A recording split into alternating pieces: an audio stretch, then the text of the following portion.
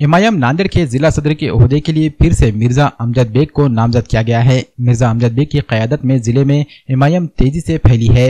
इनकी मेहनत और कोशिशों को देखते हुए एमआईएम के रियासती जिम्मेदारों ने इन्हें फिर से जिला सदर की हैसियत से नामजद किया है। रियासती कारगुजार सदर डॉक्टर अब्दुल गफ्फार कादरी ने मिर्जा अमजद बेग के नाम का ऐलान किया, जिसके बाद नांदेड़ के पार्टी कारकुनों में खुशी देखी गई।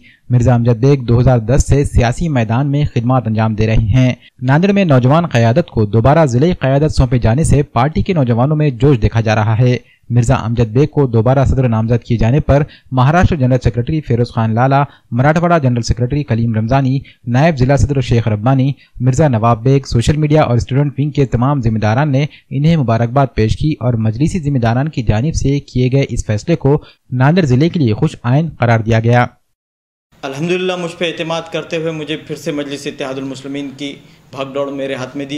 मैं इन तमाम आला कायदीन का शुक्रगुजार हूँ कि उन्होंने एक मरतबा फिर से मुझ पर एतमाद करते हुए मुझे मजलिस इत्तेहादुल मुस्लिमीन नांदेड़ की सदारत दी। कल 30 मार्च को मजलिस इत्तेहादुल मुस्लिमीन के कारगुजार सदर अली जनाब डॉक्टर गफ्फार कादरी साहब ने पूरे महाराष्ट्र भर की मजलिस इत्तेहादुल मुस्लिमीन की बॉडी के ताल्लुक से ऐलानात किए। उसमें कुछ जगहों पर ज़िला सदरों को चेंज किया गया, कुछ जगहों पर उसकी मियाद को बढ़ा दिया गया।